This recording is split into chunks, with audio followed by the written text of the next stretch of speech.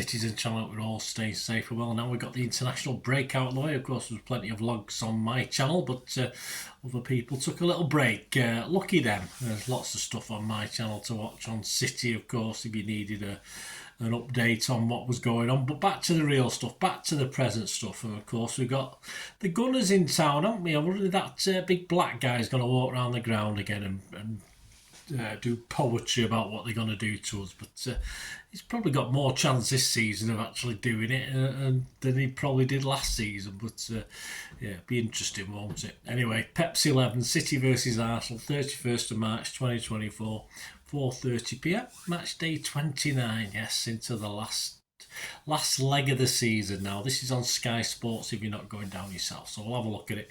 Very difficult Pepsi 11 to predict this week with the international break, etc. So we'll have a go, but I'm not overly hopeful. But let me know your feelings as well. It'd be great to hear from you. Please, if you are new to your channel, push that subscribe button. And if you are a subscriber already, you can give that like button a smash whether you're a subscriber or not. That'd be much appreciated. I'm trying to get to 15 to 20 likes if I can for these City vlogs. If you can get me near that, I'd be very grateful.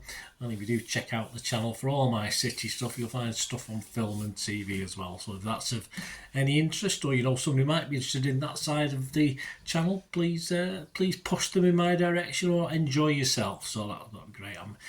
As I'm recording this, I'm sort of due to watch Ghostbusters, the new Ghostbusters film. So check out my review on there.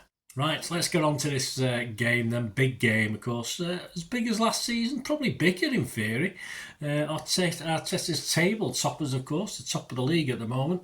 Do they have the bottle to go all the way this season? Well, it's in their own hands at the moment. It's not in ours. We can't do anything about it. We have to make sure we win our games. But, of course, if Arsenal beat us, it's in their own hands. The same with Liverpool as well. If we trip up against Arsenal, Liverpool have still got a chance as well, or we draw or something like that. But it's up to us to dent that bid, because there's still a little water to go under the bridges, and there's still 8 or 9 games after this. So, of course, to say we want to make sure we beat Arsenal, so it's back in our hands as far as Arsenal are concerned. We'll worry. We can't really do much about Liverpool now. So please, let's have a look at Arsenal's form. It can't be bad, can it? They did have a bit of a hiccup, which saw them drop down the bookies table, but of course, they're sort of edging back up again now. The last 6 in the league, of course, he started that run with a 3-1 win on Liverpool. Then they beat West Ham 6-0 at their place. They beat Burnley 5-0 at their place. They beat Newcastle 4-1. They beat Sheffield United 6. So their away form is fantastic. Sheffield United 6-0 at their place. Then a slight hiccup with a slightly fortunate 2-1 win over Brentford, of course. So 26 goals in 6 games, 6 league wins, and that makes it 8 on the trot since the turn of the year. Some impressive stats in the league. After us at home, they've got Luton away, they've got Luton at home, away to Brighton, and at home to Aston Villa. Be interesting, although Villa seems to be a bit inconsistent, aren't they? It appears that Arteta will have an almost fit squad as well. Even people like Martinelli, who's been out training again now, so although a couple of players may sort of lack match fitness, if you like.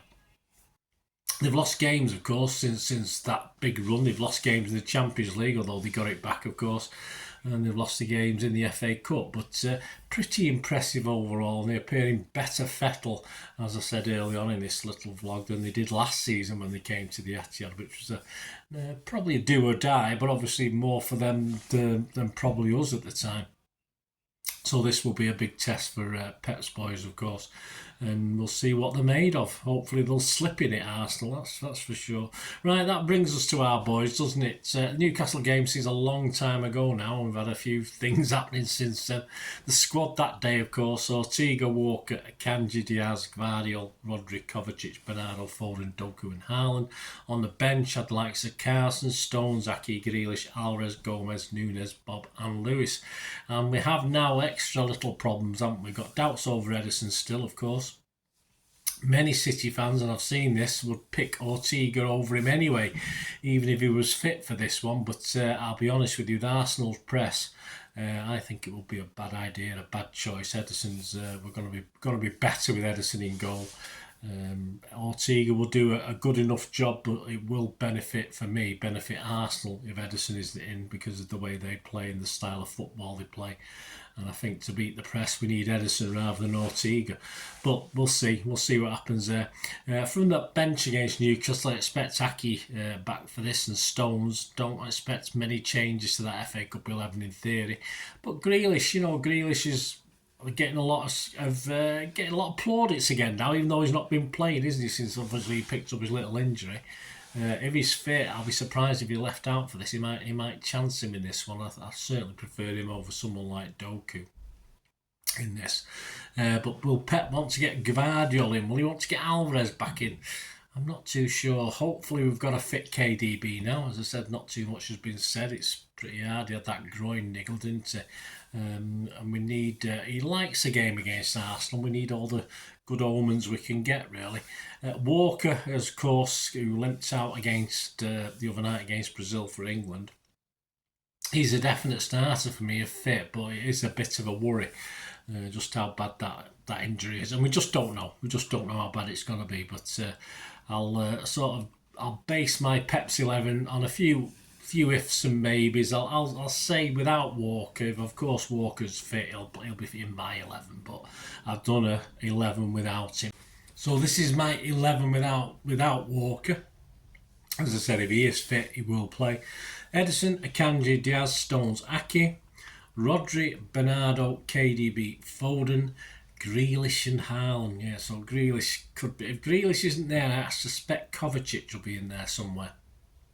Well, that's my 11. As I said, I'm not overly confident with the international break, etc., what's going to happen with this one. But let me know what you think. Let me know what your starting 11 will be. It'd be great to hear from you. And hopefully that's good enough to do the job, of course. The predictions, yes. Andy Morrison said about this game, he said, another huge game it is. We've beaten Liverpool. If we had beaten Liverpool, which you didn't know at the time, we haven't, the title race will be even tighter and Arsenal will probably close the gap. Well, they're on top of us, Andy, mate.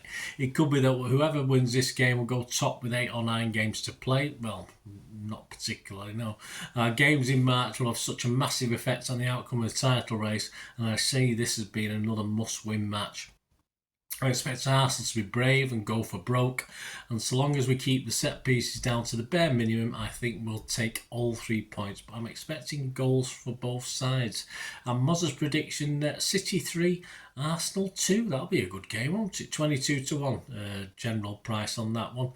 Yeah, a draw is fine for Arsenal, apart from the fact it'll give Liverpool a chance to edge above us. But so they won't be too disappointed. But I do expect Arteta to be fairly brave. And, I don't expect him to be cowardly in this. I think he'll play the Arsenal way. And as I said, those last three away results, 6-5 and 6 was it? Goals scored. Why not? It's working. Whatever he's doing at the moment is working. And why not?